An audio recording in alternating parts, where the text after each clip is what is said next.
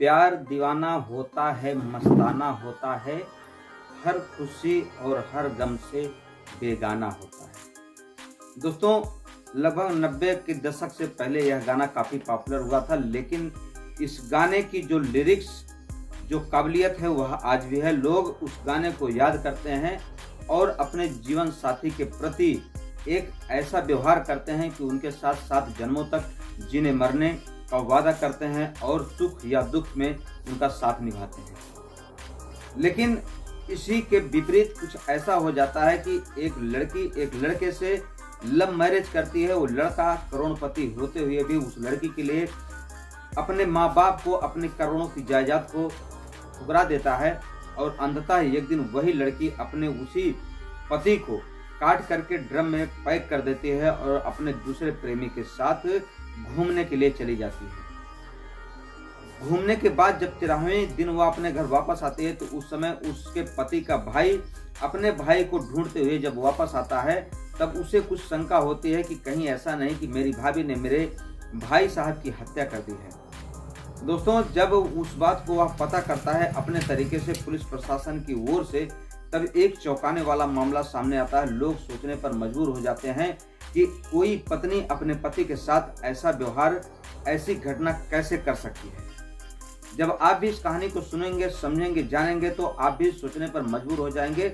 आपकी रूह कांप जाएगी कि कोई पत्नी जो कि अपने पति के साथ लव मैरिज करती है जिस लड़के से, उसी लड़के को अंततः दूसरे प्रेमी के लिए एक दिन मौत के घाट उतार देती है। और उतारने के बाद उसको एक ड्रम में पैक कर देती है और जाकर के हनीमून अपने प्रेमी के साथ मनाती है।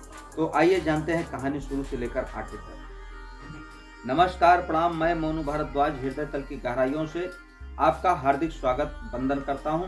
दोस्तों, अगर आप हमारे चैनल पर नए विजिट कर रहे हैं तो चैनल को सब्सक्राइब करें, दोस्तों में शेयर करें, कमेंट बॉक्स में अपनी राय अवश्य भेजें। आज की जो सच्ची घटना या घटना है उत्तर प्रदेश के मेरठ की रहने वाली एक लड़की जिसका नाम है मुस्कान।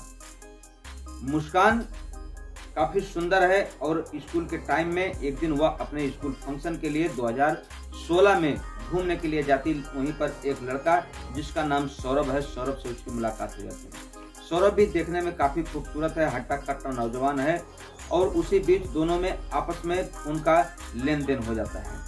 अब दोनों की आए दिन बात होती रहती है। एक दिन वह लड़की मुस्कान उस सौरभ से कहते हैं कि सौरभ, दरअसल मैं तुमसे शादी करना चाहती हूँ। सौरभ, जो कि उसके पिता का नाम मुन्ना लाल, जो कि एक अच्छे कारोबारी हैं, वह काफ़ी अच्छे खानदान से, रईस खानदान से बिलोंग करते हैं। तो सौरभ कहता है ठीक, मैं तुमसे शादी कर सकता हूँ, मुझको कोई परहेज नहीं, तुम अपने घर बात कर लो, मैं अपने मम्मी पापा से बात करके तुम्हें बता दूंगा।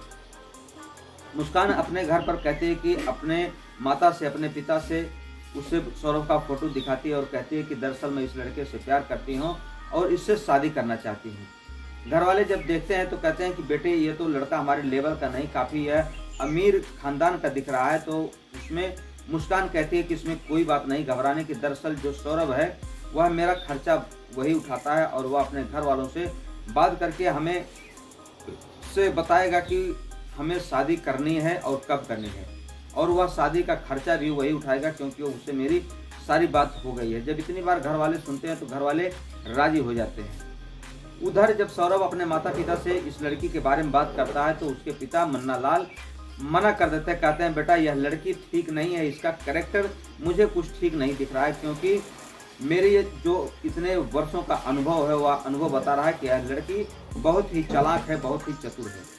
हालांकि इसका जो रूप है, जो रंग है, ईश्वर ने एक सांचे में ढाला हुआ है। लड़की देखने में खूबसूरत है, लेकिन मुझको इसके कैरेक्टर पर कहीं ना कहीं संदेह है। जब इतनी बात सौरभ सुनता है तो वह कहता है कि पिताजी, आप ऐसी बातें ना करिए क्योंकि यह मेरे होने वाली दुल्हन है।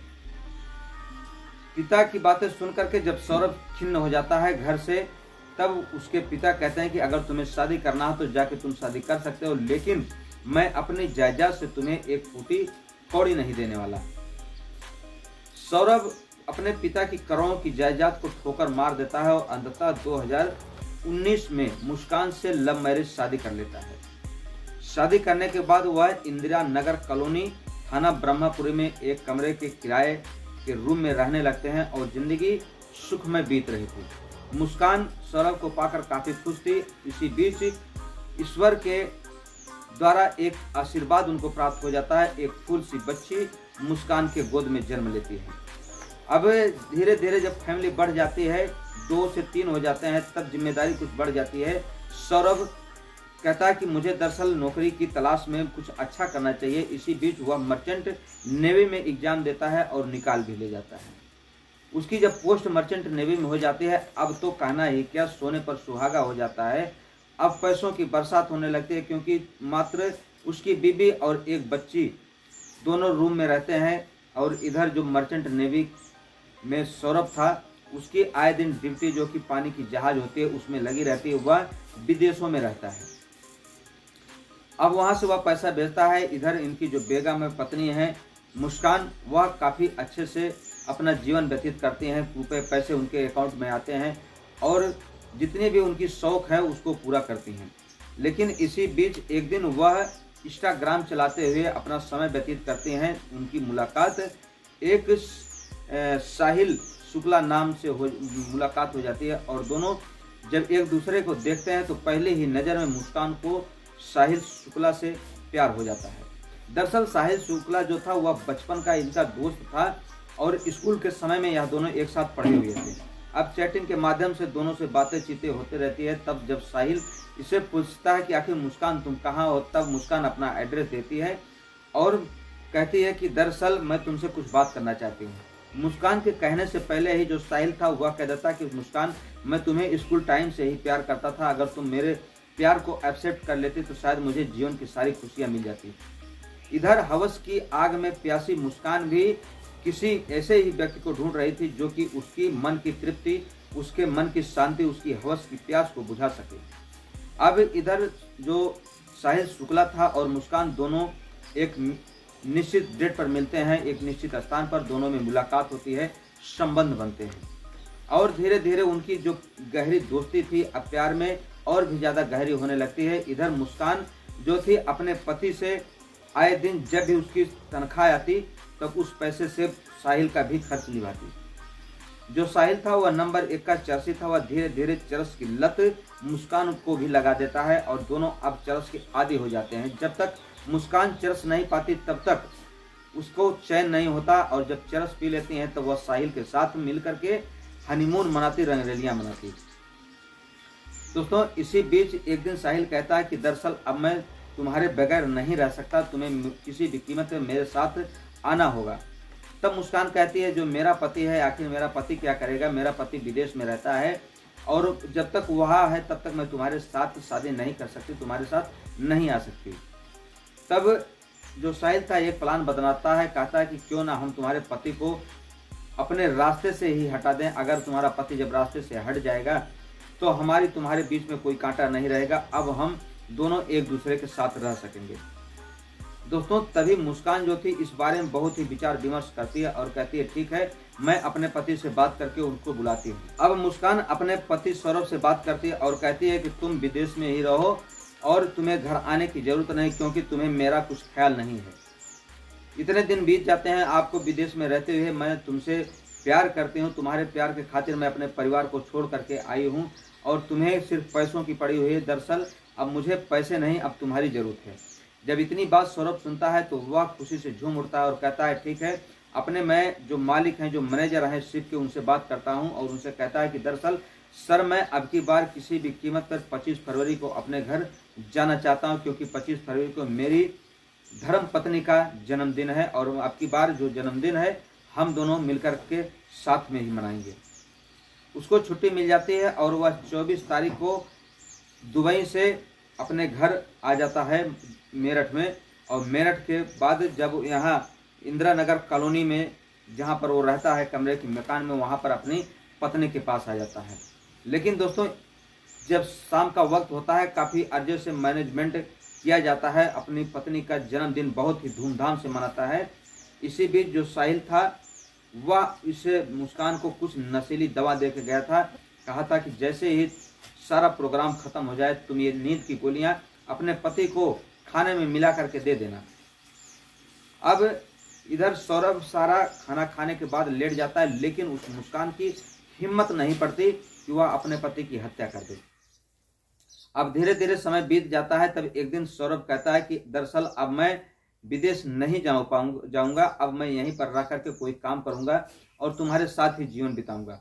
जब इतनी बात मुस्कान सुनती है तब उससे रहा नहीं जाता, क्योंकि उसका जो प्रेमी साहिल था उसको जो ड्रग्स की नशा लगाए हुए था, उस नशे की आद में वह अपने उस प्रेमी को भूल नहीं पाती और उसे कहते हैं कि अब तो मुझे लगता है कि हम तुम मिल भी नहीं पाएंगे, क्योंकि जो ये सौरभ है यह अब दुबई जाने की बात ही नहीं कर रहा है। तब दोनों प्लान बनाते हैं क्यों ना इसकी हत्या कर दी जाए। तभी वह अपने पति सौरभ को लेकर जाती है मार्केट और वहां से 2 धारदार हथियार खरीदती है और कहती है मुझे चिकन काटना होता है और मुझे धारदार हथियार दे दीजिए। 4 मार्च की रात को जब खाना खाने के समय होता है तभी वह कुछ दवा इसके खाने में मिला देती है अपने पति को, और जब उसका पति सौरभ खाना खाते खाते गिर जाता है, बेहोश हो जाता है, तभी वह अपने प्रेमी साहिल को बुलाती है और दोनों उसकी छाती पर बैठ करके उसके सीने में ताबड़तोड़ चाकुओं से वार कर देते हैं। अब जब उसका पति मौके पर ही दम तोड़ देता है, क्योंकि वह पहले से ही बेहोशी हालत में पड़ा था, जब उसकी मृत्यु तय हो जाती है तभी लोग लाश को ठिकाने लगाने के लिए प्लान बनाने लगते हैं। बगल वाले रूम में इसकी बेटी सोई हुई थी। बेटी को कानों कान खबर नहीं, क्योंकि बेटी अभी नन्ही सी फूल सी बच्ची है। अब दोनों प्रेमी प्रेमिका उस बॉडी के 15 टुकड़े कर डालते हैं। 15 टुकड़े करने के बाद ले जा करके अपने घर में छुपा देते हैं और जहां भी जितना खून गिरा था सब ब्लीचिंग से साफ कर देते हैं, पूरी तरीके से पूरे रूम को क्लीन कर देते हैं। और अगली सुबह जा करके एक बड़ा सा ड्रम लाते हैं और ड्रम में लाने के बाद उस मांस के टुकड़े को, बॉडी के टुकड़े को उसमें डाल देते हैं और जा करके एक सीमेंट का बोरी लाते हैं और कुछ बालू लाते हैं, उसका घोल बना करके उसी ड्रम में डाल देते हैं। ड्रम में डालने के बाद बाहर से कुंडा लगा करके, ताला लगा करके वह अपने उस प्रेमी साहिल के साथ चली जाती है घूमने मनाली। घूमते हुए वह काफ़ी तस्वीरें शेयर करती है और वहाँ पर रेस्टोरेंट में नाचती है, ड्रिंक करती है। लेकिन इसी बीच जो सौरभ था उसका भाई राहुल, उसको खबर लग जाती है कि मेरे भैया दुबई से आए थे लेकिन उनसे बातचीत नहीं हो पा रही है। जब वह अपनी भाभी से मुस्कान से बातचीत करने की कोशिश करता है कि मुझे जरा भैया से बात करा दीजिए, तब वह कहती है कि तुम्हारे भैया इस समय बिजी हैं, उनसे बात नहीं करा सकती मैं। लेकिन 17 मार्च को जब 13वां दिन होता है तब वह अपने आशिक साहिल के साथ घर पर वापस आती है और उसी बीच जो सौरभ का भाई राहुल था वह भी इनके घर पर आ जाता है और लोगों से पूछताछ करता है कि क्या मेरे भैया यहाँ पर आए हुए थे।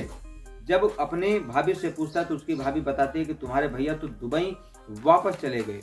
इतनी बात जब सुनता है राहुल तो उसको शंका होती है कि आखिर मेरे भाई आए तो इतनी जल्दी कोई विदेशी आदमी 10 से 20 दिनों के अंतर्गत नहीं जा सकता। उसका दिमाग काम करना बंद कर देता है। वह सोचता है कि कुछ न कुछ गड़बड़ है।